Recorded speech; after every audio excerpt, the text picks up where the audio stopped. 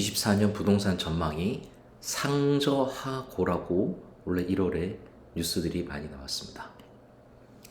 자, 언제부터인지 몰라도 이 상저하고, 상고하저 이런 단어가 쓰이기 시작했어요. 이 상저하고 이 뜻은 뭐냐면 상반기는 하락하고 하반기는 상승할 것 같다. 이 말을 상저하고라고 얘기를 합니다. 특히 부동산 시장에서 자주 쓰이는 말인데요.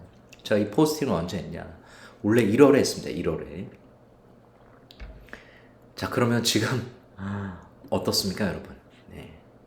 이 연말 연초가 되면 이 부동산 시장을 전망하는 각종 기사들이 쏟아지죠. 그게 조회수가 많이 나오니까. 그래서 지금 보니까 뉴스들이 1월 달에는 부동산 시장을 상저하고가 될 것 같다고 전망을 많이 했습니다.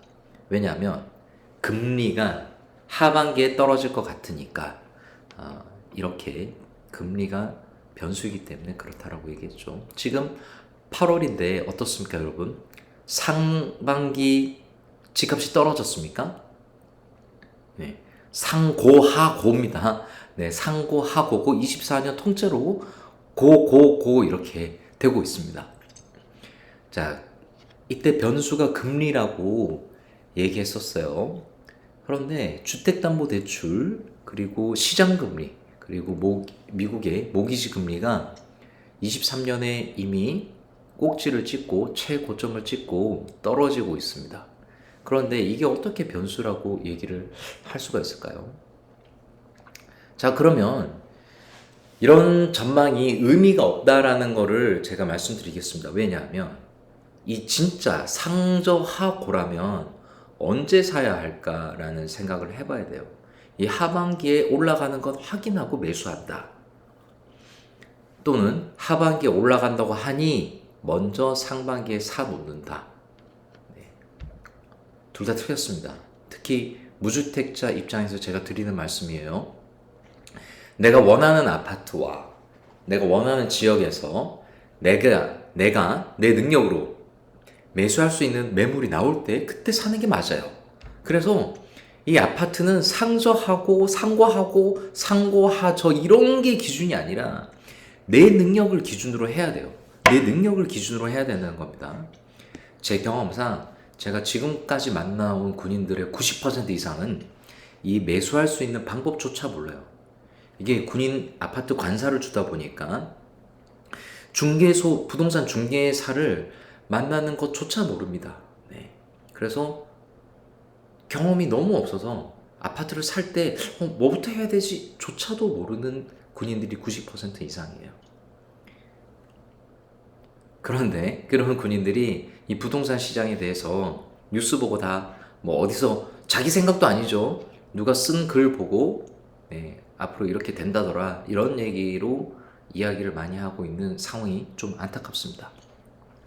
군생활 32년 정년이 다 되어서 내 아파트 한 채 없이 전세자리 상태로 전역하는 군인이 적지 않아요.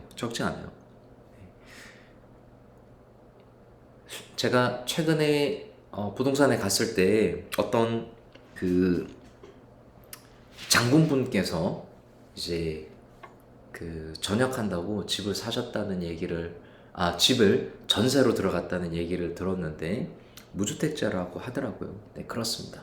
네. 이 상황이 안 되는 게 가장 좋죠. 네.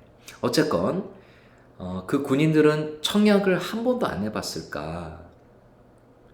이런 상태로 30년 동안 군생활을 해도 자기가 뭔가 잘못된 선택을 30년 동안 했는지 알지 못하는 사람도 굉장히 많아요.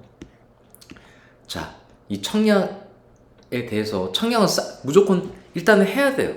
해야 돼. 왜냐하면 분양가 상한제라는 게 있어서 싸게 살 수 있는 좋은 기회니까 청약이라는 건 해야 되는데 이 청약에 모든 걸 걸고 살고 있다는 게 문제예요. 그래서 이 청약이라는 것은 결국 확률 싸움이에요.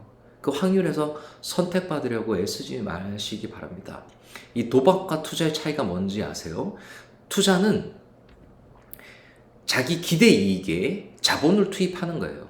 네, 내가 확신이 있어야 되는 거죠. 기대하는 이익이 있다라는 곳에 자본을 투입해서 그 이익을 내가 회수하기 위해서 투자하는 겁니다.